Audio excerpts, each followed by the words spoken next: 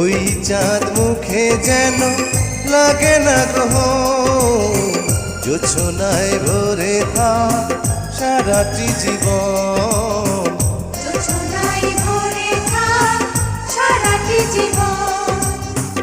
ওই চাঁদ মুখে যেন লাগে না গ্রহ, জোছনায় ভরে থাক সারাটি জীবন।